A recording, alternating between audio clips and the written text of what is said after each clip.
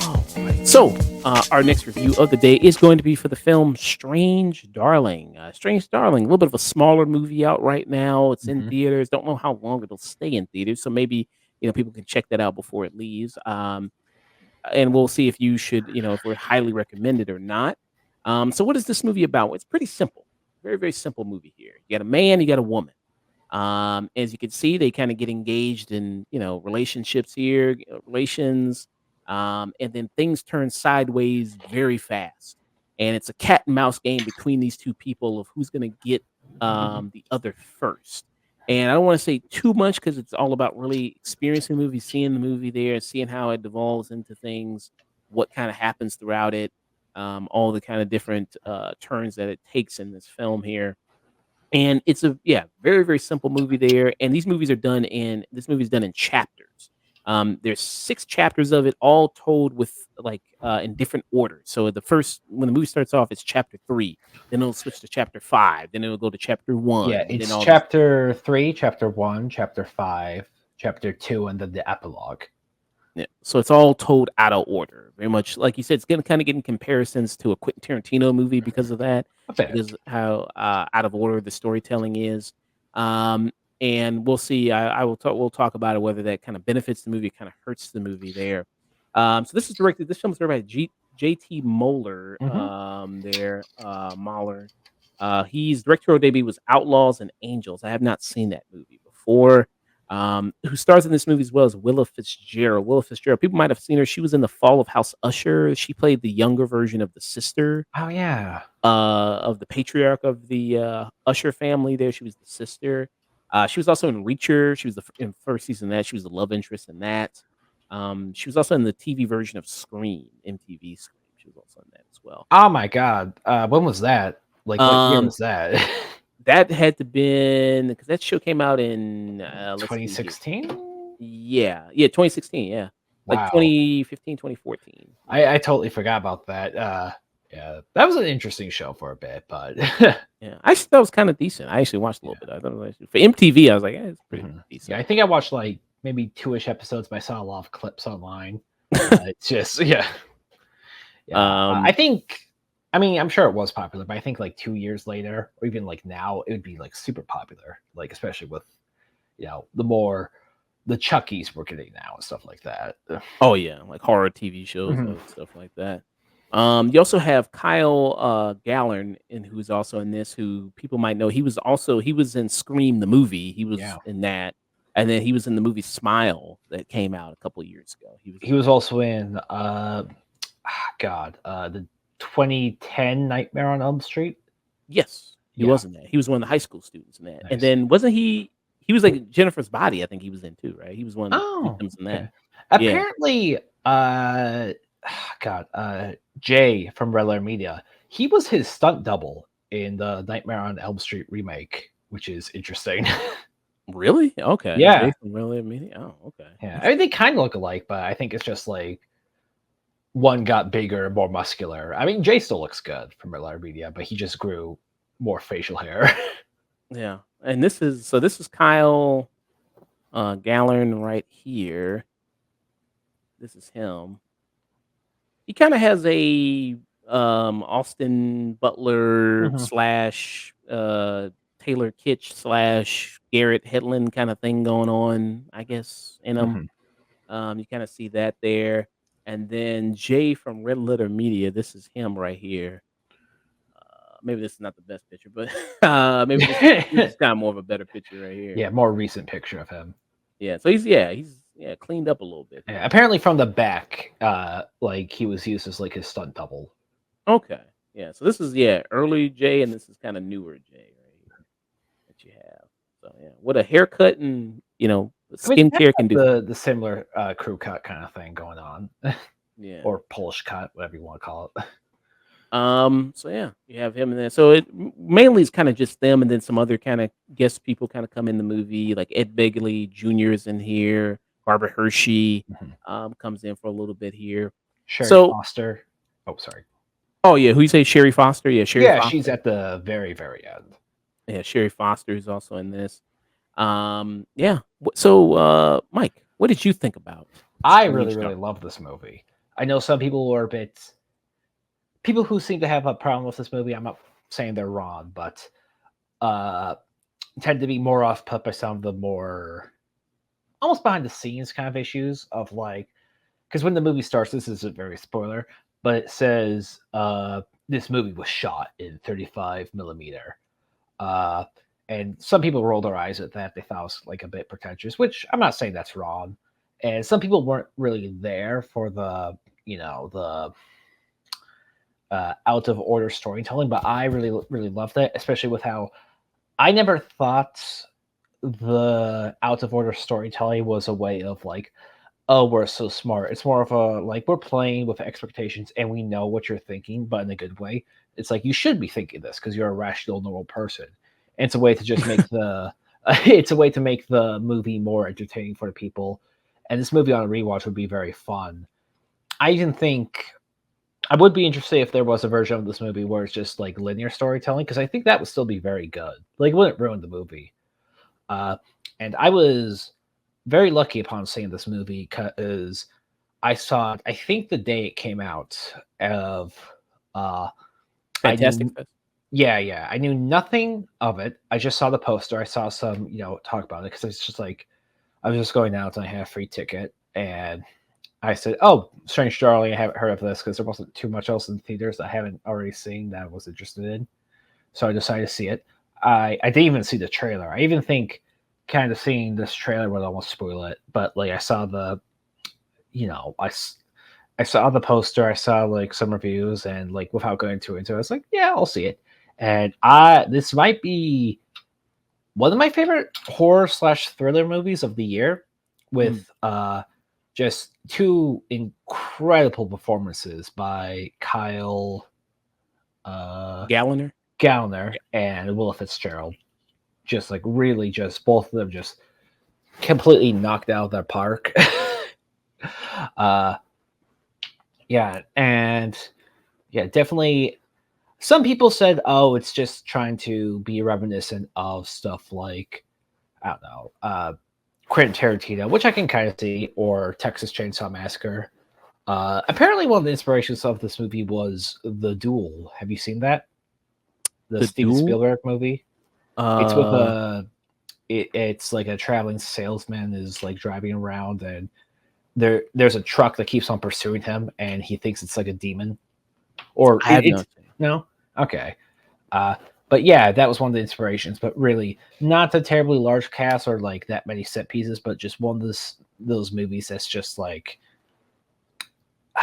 an extraordinarily entertaining time, as well as being like genuinely frightening at places. And it as fitting as this was, one of the inspirations was Texas Chainsaw Massacre. It does feel like that movie that can be happening like in your backyard. I mean, God, the crawling text says like this took place in like Wisconsin or something, and I can totally see this happening in Wisconsin.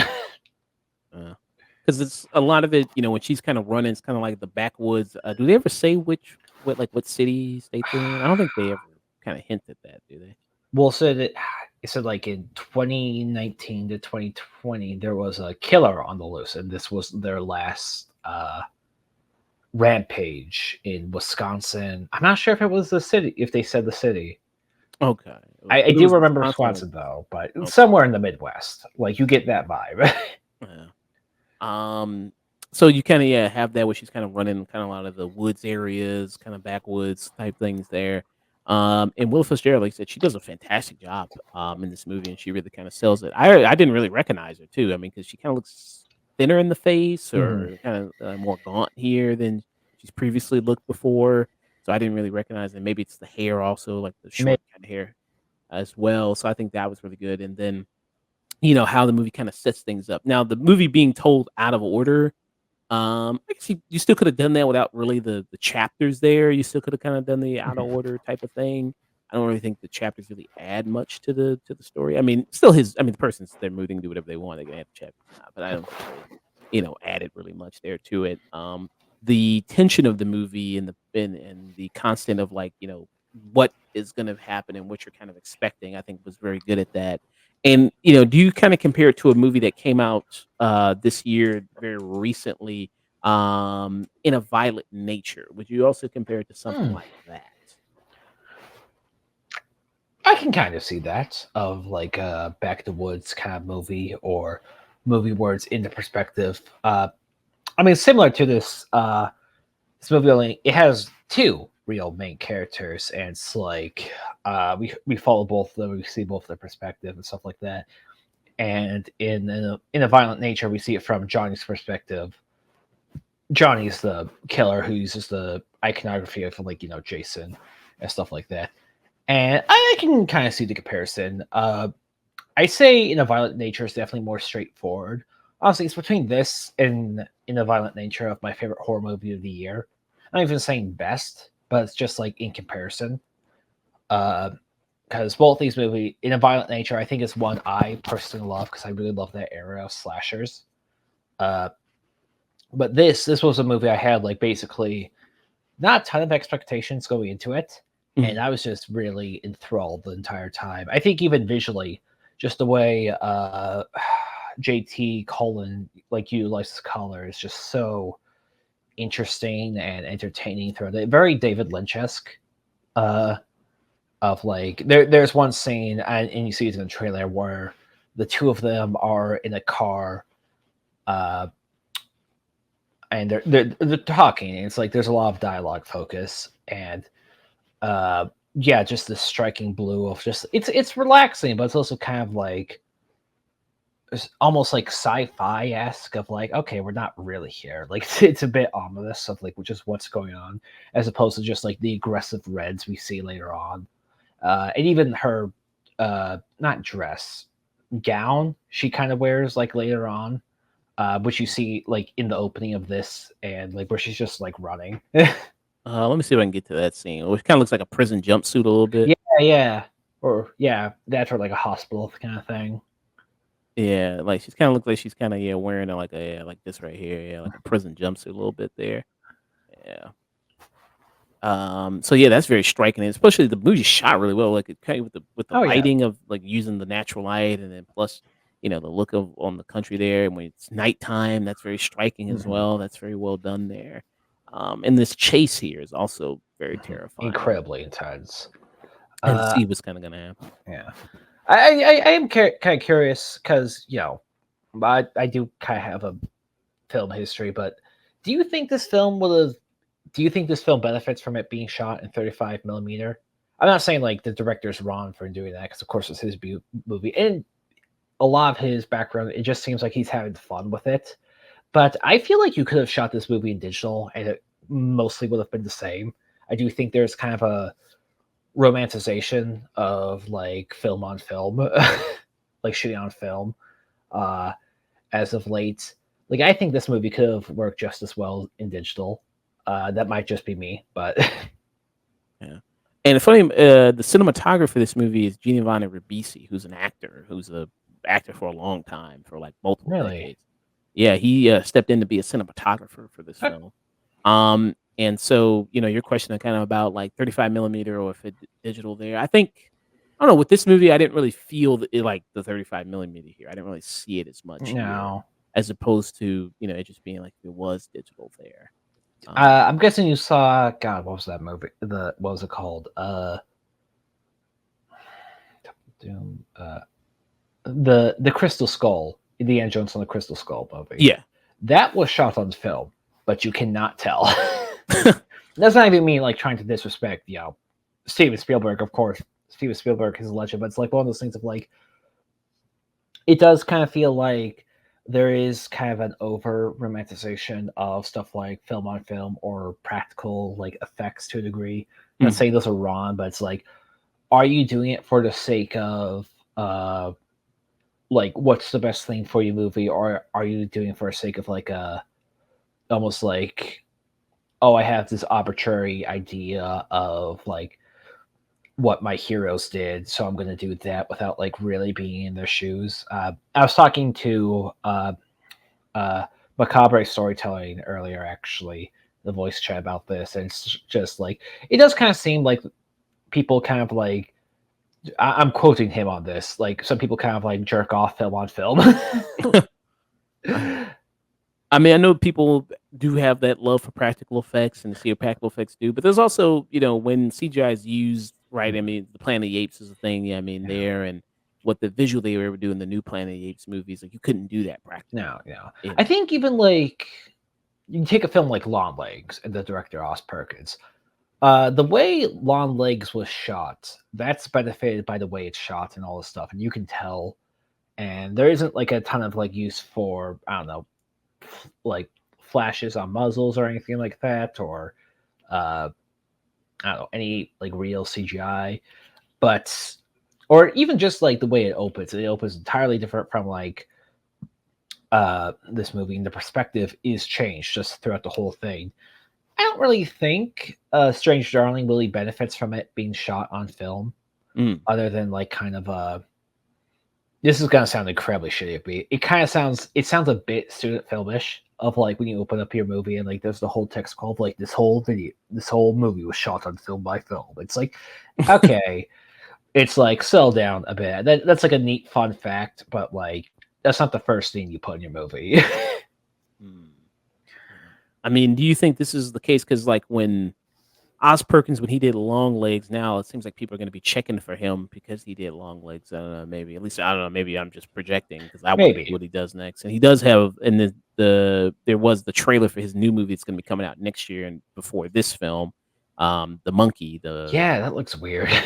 So do you think the same thing's going to happen to JT Molnar, where it's kind of like people are going to be maybe checking for his new thing after this? Maybe. I think also with JT like I to be fair, I have been going through some interviews with him as well. Like just also he did a Reddit Q&A, and he does seem more like it just seems like something he's like, oh, this is fun, as opposed to like I only watch movies from the past, which I mean that's fine, but it's like that could be a bit like this movie never really felt like any part. It was like like it thought it was smarter than it was. It's like, oh, we're having a good time here. We're making a very, very solid film.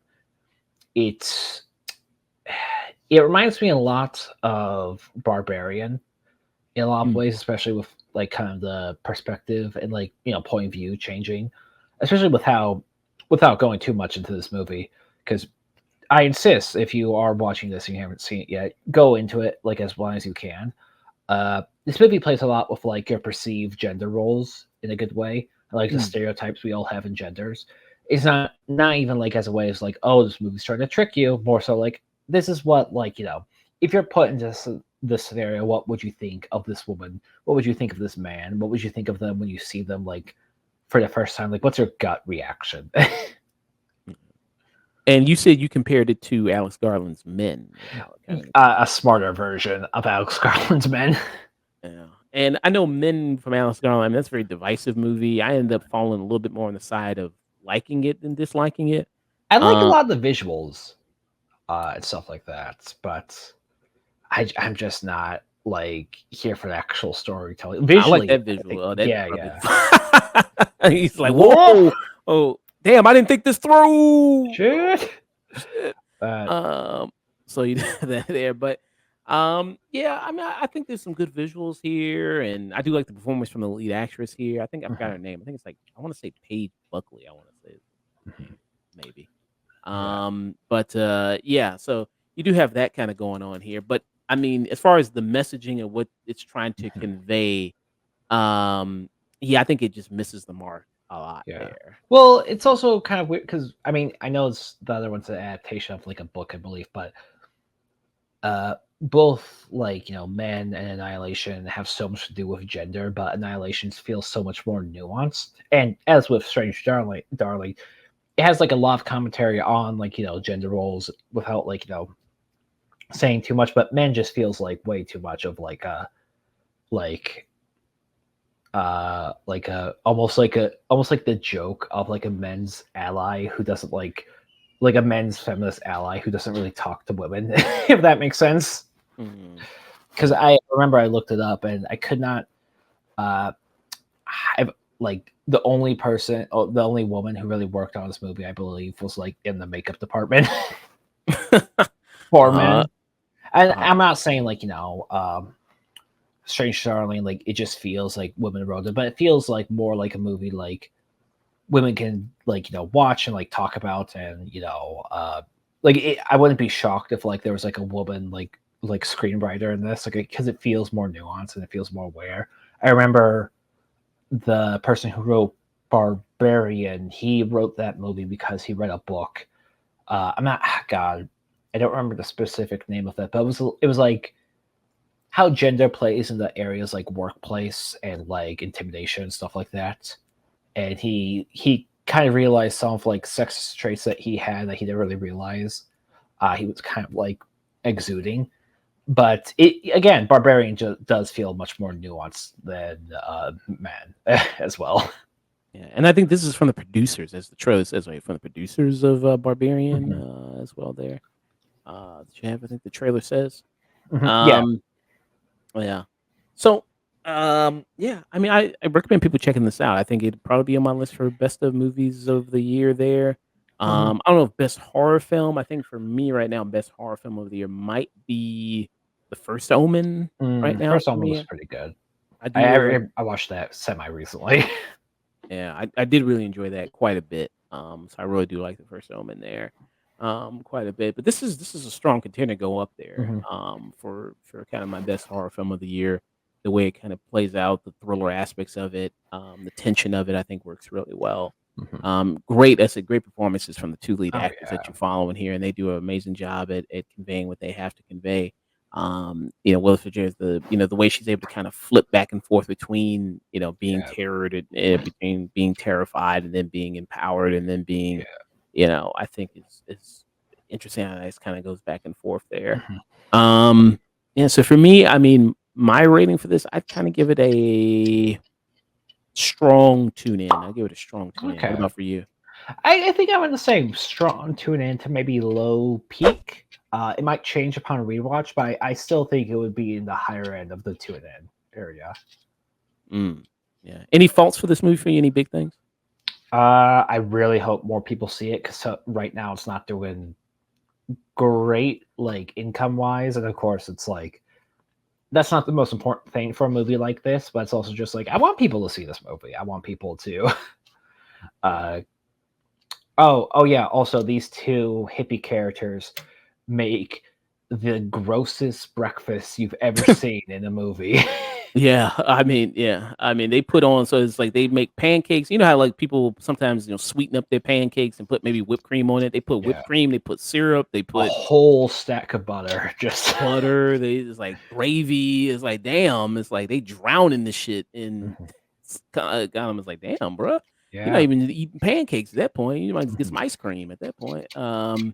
So yeah, they have that there, and that's a good moment too when they go to that when she Yeah, goes to yeah, the house there. Good little performances from Barbara Hershey, Ed yeah. Begley Jr. there. I love great one-off actors that kind of appear in this movie, like even just for like a one line or even just like two-ish lines. It's like wow, these it feels like all these people have like their own lives and stuff like that. Yeah, it's got even the cop from Breaking Bad. He Yeah, shows up. yeah, Steve something. Steve Uh, Quincetta. yeah. He shows up in here. He was Dean Norris's partner in Breaking Mhm. Bad, and so he shows up. That was pretty good. That was kind of a nice little fun little thing.